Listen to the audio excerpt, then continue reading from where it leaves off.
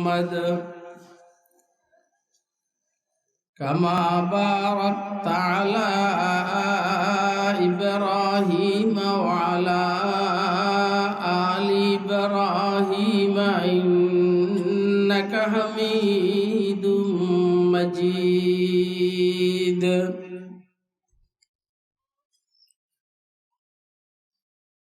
أما بعد فأعوذ بالله من الشيطان الرجيم. بسم الله الرحمن الرحيم. قد أفلح من تزكى وذكر اسم ربه فصلى بل تؤثرون الحياة الدنيا والآخرة خير وأبقى إن هذا لفي الصحف الأولى صحف إبراهيم وموسى. وقال سيدنا رسول الله صلى الله عليه وسلم الدنيا سجن المؤمن وجنة الكافر. وقال سيدنا رسول الله صلى الله عليه وسلم كونوا من أبناء الآخرة ولا تكونوا من أبناء الدنيا أو كما قال عليه الصلاة والسلام. صدق الله العلي العظيم وصدق رسوله النبي الكريم ونحن على ذلك لمن الشاهدين والشاكرين والحمد لله رب العالمين. سبحانك لا علم لنا إلا ما علمتنا إنك أنت العليم الحكيم. मकसद है अगर तरबियत लाल बदख्शा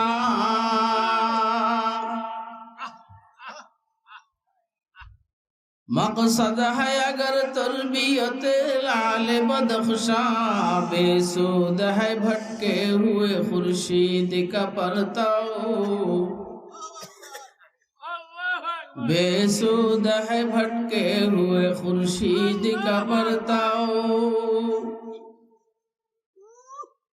दुनिया है रिवायात के पंदों में गिरफ्तार दुनिया है रिवायात के पंदों में गिरफ्तार क्या मदरसा वालों की तो गोदो क्या मदरसा वालों की तो गोदो कर सकते थे जो अपने जमाने की इमामत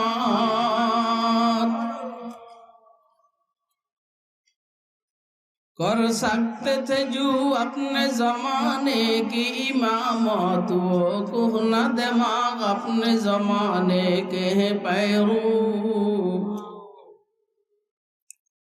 वो कुहना दिमाग अपने जमाने के हैं पैरू ला इलाहा इल्लल्लाह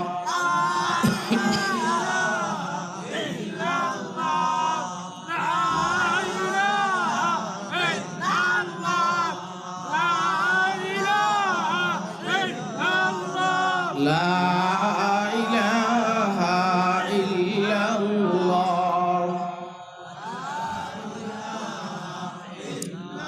शहर में लगता नहीं सहरा से घबराता है दिल।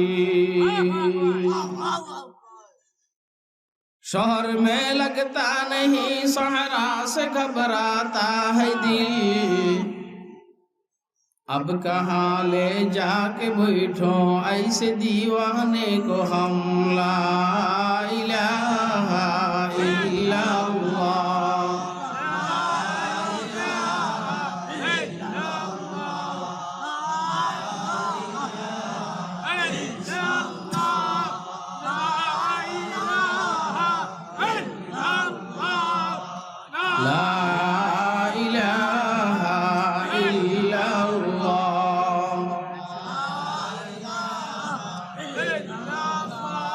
तौहीद तो ये है कि खुदा हशर में कह दी। तौहीद तो ये है कि खुदा हशर में कह दे।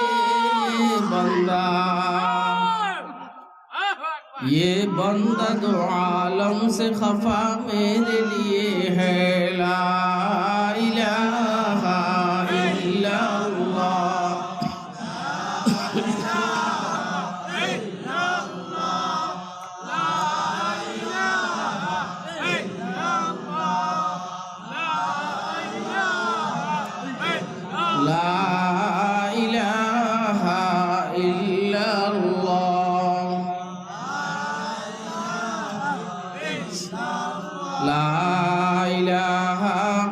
इल्लल्लाह।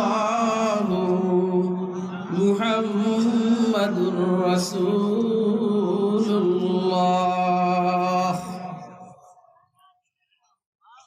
सल्लल्लाहु ताला अलैहि वसल्लम। सल्लल्लाहु ताला अलैहि वसल्लम। सल्लल्लाहु ताला अलैहि वसल्लम। मोहतरम सभापति, मुअज़्ज़ज़ मुकर्रम हज़रात उलमाए किराम, मुरब्बियान इज़ाम, बिरादरान इस्लाम, पर्दार आलेर मा ও বোনেরা, মাহফিলে উপস্থিত স্নেহের আদরের ছোট কচিকাচারা, আল্লাহ পাকের দয়া অনুগ্রহ ফজল করম আল্লাহ রাব্বুল আলামিন আমাদেরকে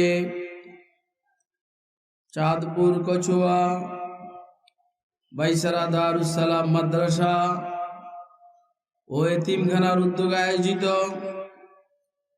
2 দিন ব্যাপী বার্ষিক ওয়াজ মাহফিলের আজকে প্রথম দিন, সর্বশেষ মুহূর্তে রব্বুল আলামিন আমাদেরকে দ্বীনের নিসবতে, দাওয়াত ও তাবলীগের নিসবতে কুরআন মাজিদ এবং সুন্নাহ শরীফের নিসবতে উম্মতের উলামায়ে কেরামের জবানে গুরুত্বপূর্ণ ওয়াজ ও নসিহত শুনবো এবং আমল করব, এই নিয়তে রব্বুল আলামিন আমাদেরকে এখানে আসার বসার তৌফিক দান করেছেন।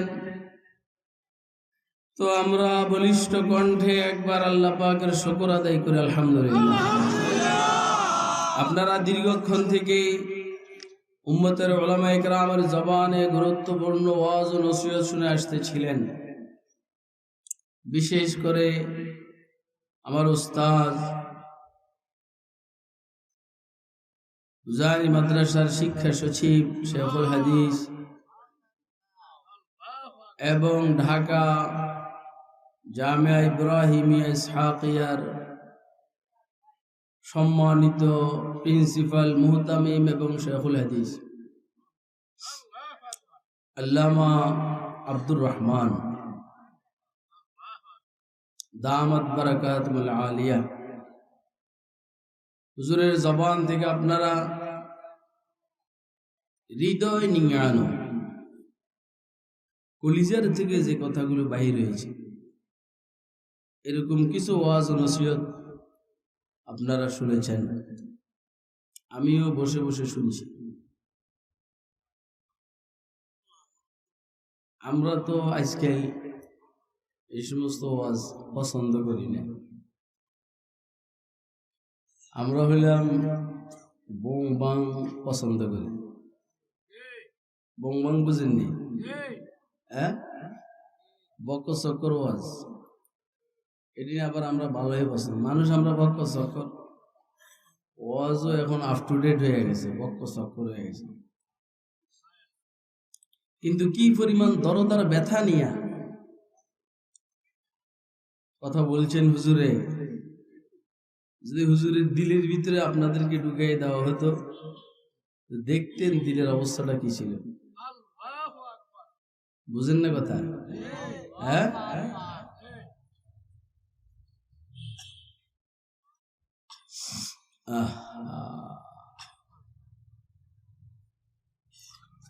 তো যা আল্লাহ আমাদেরকে হুজুরের জবান থেকে শুনাইলেন আমরা শুনলাম,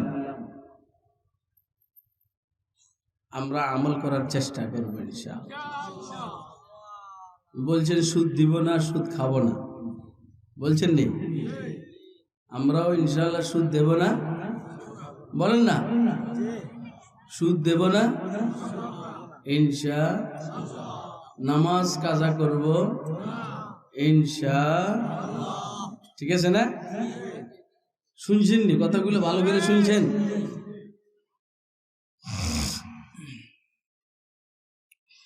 আমি আপনাদের সামনে কোরআনে মাজিদের সূরা আল আ'লার শেষ দিক থেকে কয়েকটি আয়াতে শরীফা তেলাওয়াত করেছি এবং আয়াতগুলোর সাথে একটু সম্পর্ক আছে এই ধরনের দুইটা হাদিস শরীফ আপনাদের সামনে পাঠ করেছি। আপনারা উঠা বসা না করে যদি আমাকে কিছু সময় দেন, আল্লাহর তৌফিকে আমি কিছু কথা আরজ করার চেষ্টা করব ইনশাআল্লাহ। এই যে আমার ডাইন সাইডে বসা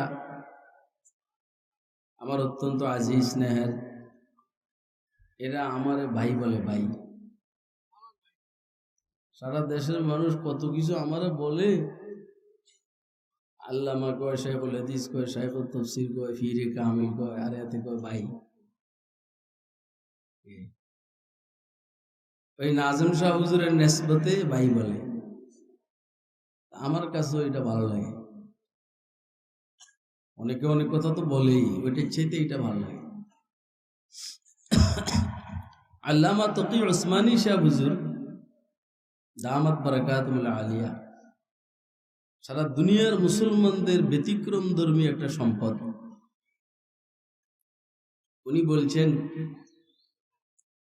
শাইখুল ইসলাম আল্লামা শিব্বির আহমদ উসমানী রহমতুল্লাহ আলাইহি আমাদের বাসায় যখন আসতেন, পাকিস্তানে আমাদের বাসায় যখন আসতেন, আমার দাদি মানে তকি উসমানী সাহেবের দাদি, অর্থাৎ মুফতি আজম পাকিস্তান হযরত মুফতি শফি সাহেব রহমতুল্লাহ আলাইহির মা, আমার দাদি শিব্বির আহমদ উসমানীকে বলতেন, बेटे जीते रहो, बेटे जीते रहो। हैं हैं কথা বাঙালি বলবে, বুঝুক আর না বুঝুক, জিতে রাহো মানে তুমি জীবিত থাকো, এটা হলো জিতে রাহো। বলতেন কি বেটে জিতে রাহো। তো তকি উসমানী সাহেব হুজুর বলেন, যেই সময় সারা দুনিয়ার মানুষ কেউ ওনাকে আল্লামা বলে, কেউ শাইখুল ইসলাম বলেন, আর শিব্বির আহমদ উসমানী বলেন, ওই যে আমি এই বাসায় মুফতি শফি সাহেবের বাসায় আমি আসতাম দুই কারণে। এক কারণ হইল মুফতি সাহেবের সাথে দেখা করার জন্য, মুফতি শফি সাহেবের সাথে দেখা করার জন্য এখানে আসি। আর কারণ হইল এই যে মহিলাটা আমার যে বেটা বলে, এটা শোনার জন্য আসি। আপনারা আমার ওয়াজ বুঝেন না আসলে। আমারে যে বলে বেটা ছেলে, এই কথাটা শোনার জন্য আমি এখানে আসি। আমাকে পৃথিবীর মধ্যে কোন মানুষ বেটা বলার মতো এখন আর কেউ নাই। বুঝেন না কথাটা? আমাকে যে কেউ বেটা বলবে এই কথাটা বলার কেউ নাই।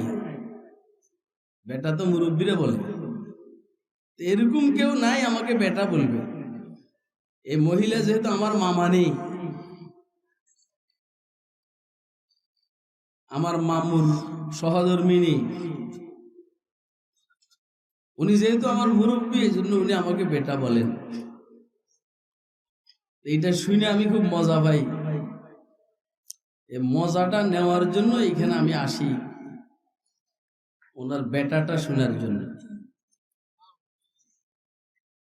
আল্লামা টাল্লামা এত ভাল লাগে না, শেখুল ইসলাম বলে এত ভাল লাগে না, বেটে জিতে রাহো, এটা বড় মজা লাগে।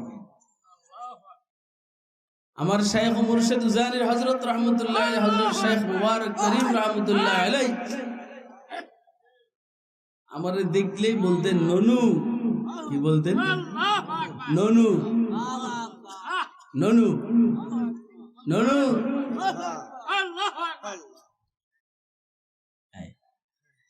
কি রে ননু? এটা যে মধুর মতো মিষ্টি। একদিন হুজুরে ইচ্ছাকৃত অথবা ভুলে বলছেন, কিও মাওলানা সাহেব, আমারে কয় কিও মাওলানা সাহেব ভালো আছেন নেই? তা আমার চোখ দিয়ে পানি বাইরে গেছে। আমি বললাম, হুজুর আমি তো মাওলানা সাহেব না, আমি তো খুরশিদ ননু। আমার অবস্থা দেখে হুজুর বুঝে বলাইছে না, হ্যাঁ আমি তো এর উপরে জুলুম করছি। আবার বলছি কয় না ঠিক আছে তো, ননু তো ঠিকই আছে, খুরশিদও ঠিক আছে, ননুও ঠিক আছে, বলছি আর কি, আল্লাহ তো মাওলানা সাহেব বানাইছে। আমি বলছি হুজুর আপনার জবানে ননুটা আমার কাছে খুব ভালো লাগে, আর খুরশিদটা ভালো লাগে। ঠিক আছে, খুরশিদ ননু, ননু খুরশিদ।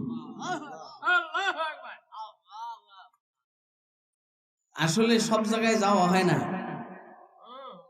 এরা আমারে কাইদ করে ফেলাইছে ভাই বইলা। ভাই কি বইলা বলেন না, ভাই বইলা কাইদ করে ফেলাইছে। যা হোক খায়ের,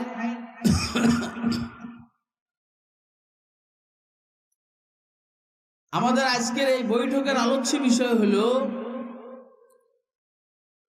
সফলতা কাকে বলে।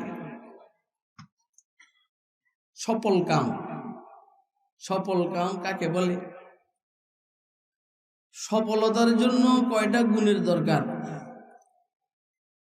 সফলতার জন্য বাধা কি কি জিনিস? একটা মানুষ সফল কাম হতে চায়, পারে না কেন? আর সফলতা কি? সফলতার জন্য গুণ কয়টা দরকার? এই কথাগুলো কি আপনারা শুনবেন? শুনবেন নি? একটু হাতুড়ে দেখান তো কে কে শুনবে। এইগুলা বয়ান তো এখন সব এটার ভিতরে ঢুকে গেছে কথা এগুলো, কিন্তু তারপরেও गर मुसव्विर सूरत आदिल से ताहद कशीद, गर मुसव्विर सूरत आदिल से ताहद कशीद, लेके हैरान हम के नाज़िश रा चुना खाहद कशीद, लेके हैरान हम के नाज़िश रा चुना खाहद कशीद। সামনে বৈশা বয়ান শোনার মধ্যে ভিন্ন একটা ফায়দা আছে। সামনে বৈশা বয়ান শোনার মধ্যে লাভ বেশি। ইউটিউবের বয়ান, মোবাইলের দিকে বয়ান শোনার চাইতে সামনে বৈশা বয়ান শোনার মধ্যে লাভ বেশি। লাভ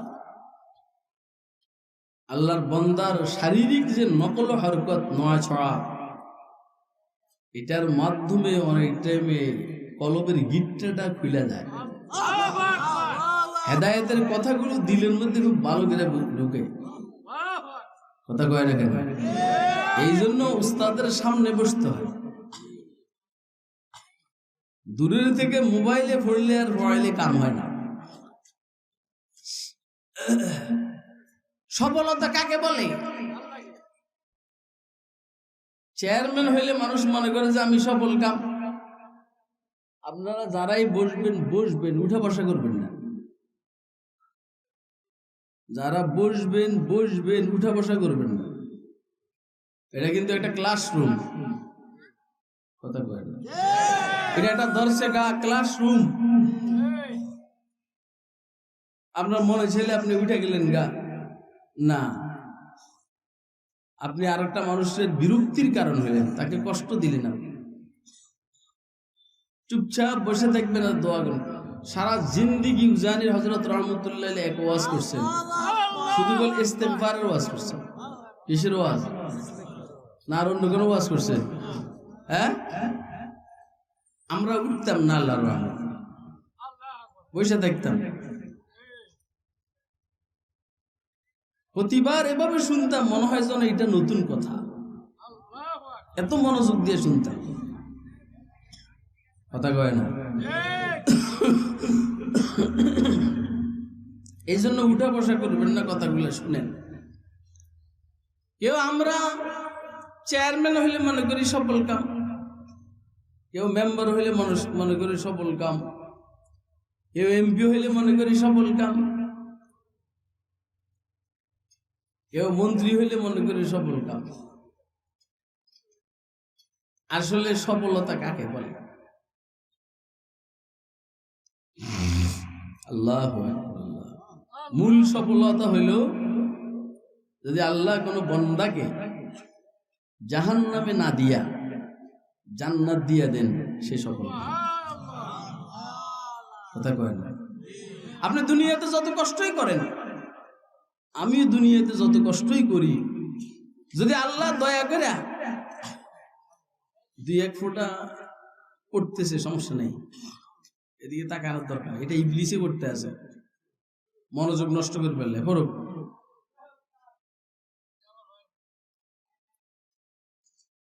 ওই দুই এক ফোঁটা পড়তেছে, তাকায়। মনোযোগ এত দুর্বল হইলে হয় নাকি? আরে কথা কয় না? মনোযোগ এত দুর্বল হইলে হয় না। মনোযোগ হইতে হয় অনেক শক্ত, মজবুত, কঠিন। কি হইতেছে না হইতেছে,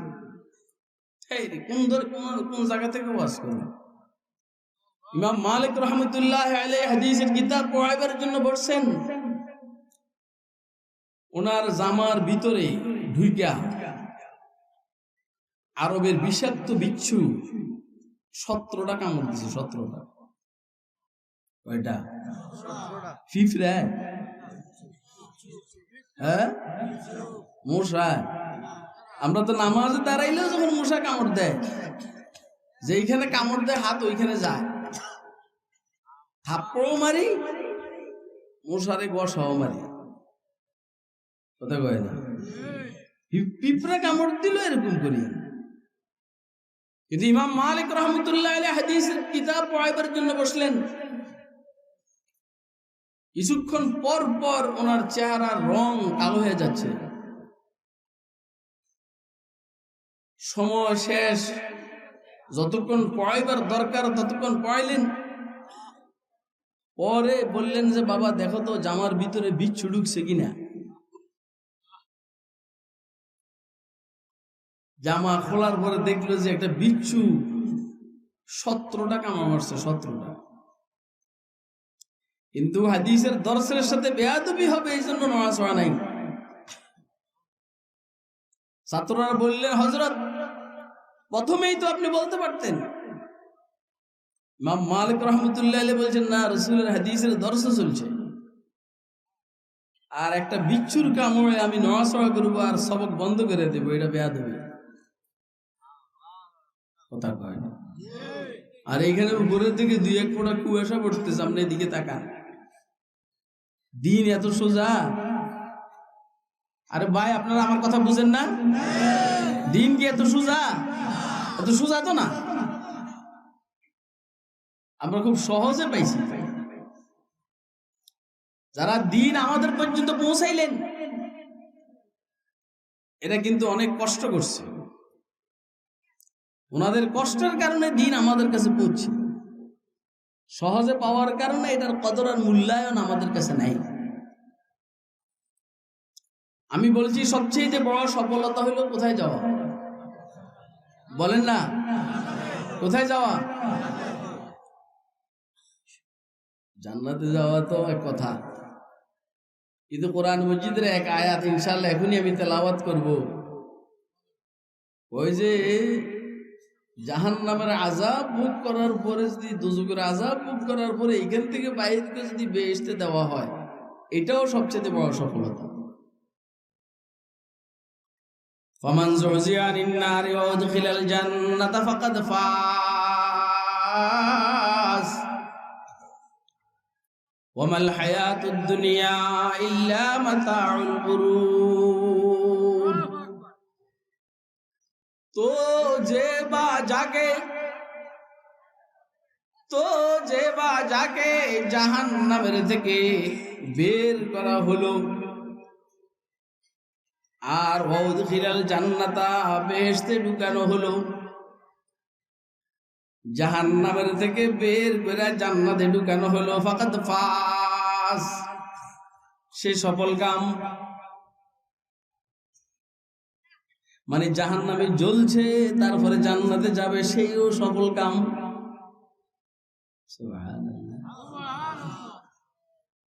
এমনি বুঝাইলে বুঝবেন আপনারা, আল্লাহ ভালো জানেন।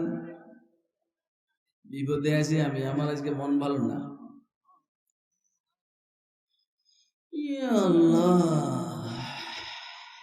আপনাদের এলাকার বাজারে যখন চোর ধরা খায়, কি ধরা খায় বলেন না? এবার এই ছেলে সোজা বসে থাক, যা গেলে বিপদ হবে, একদম বিপদ হবে, উঠা বসা করিস না, কইছি না? এত তারা তো আগে উঠলি না, কি তুই বুঝছিস না? আমরা তো বুঝি আগের থেকে যে সমস্যা আছে।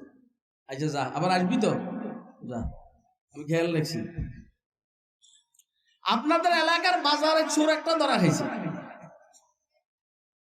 এখন মানুষে এর দইরা বাজারে গিয়ে কি ঘুষাইতে আছে? এটা হলো ছোট চোর। বড় চোর জন টের পাইছে যে আমার একজন সাথী কলিগ ধরা পড়ছে, মাইরির নিচে আছে, মাইরি আইসা কি হয়েছে রে? আরে ভাই কই না, চোর ধরা খাইছে। মানুষ ঘুষাইতে আছে, ও সবারে সরাই দিয়ে সর, তাই না? দুই চারটা ঘুষি মেয়েরা এবারে ভিড়ের ভিতরের থেকে বাইরে করে যা ভাগ। আচ্ছা আপনারা বলেন তো, এরে ছুটে গিয়েছে বাইর করে দিল দুই চারটা ঘুষি দিয়া, এ মনে মনে এর উপরে খুব রাগ নাকি? কথা কয়, মনে মনে খুব রাগ। এ আমারে ঘুষি দিল, বাইর করে দিল, মনে মনে রাগ। এ কি কয়? আল্লাহ জানে বাঁচাইছে, জানে সারাইছে। কথা কয় বলে না?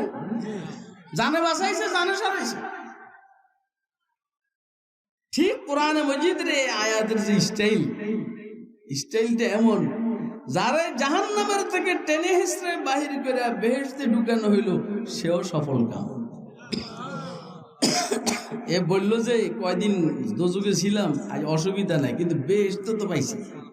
আল্লাহ বলেন ফাকাদ ফাজ, সে কামিয়াব। কারণটা কি রিওয়ায়াতের মধ্যে আসছে, সর্বশেষ যে বেহেশত থেকে দোজকের থেকে বের করে বেহেশত দেওয়া হবে। লম্বা ইতিহাস, হাদিসের ঘটনা। হুজুর বলছেন তাকেও আল্লাহ পৃথিবীর মতো 10টা পৃথিবী জায়গা জান্নাত বেহেশত দান করবে। কয়টা পৃথিবী? কয়টা? হ্যাঁ, 10টা। এই যে সারা দুনিয়া, যেমন নাজম শাহ হুজুর বলছেন না, আমি শুধু বাংলাদেশের কথা বলছি, জমিনের কথা বলছি না, শুধু ভারতের জমিনের কথা বলছি না, এগুলো হুজুরকে মানায়। আমাকে এত লম্বা কথা বলার সময় নেই তো, বলছি সারা ওয়ার্ল্ডের মতো। বহুত আগে কিতাবের মধ্যে পড়ছি, সারা দুনিয়ার যেখানে মানুষ বসবাস করে প্রায় 15 কোটি বর্গ কিলোমিটার এরিয়া, 15 কোটি বর্গ কিলোমিটার এরিয়া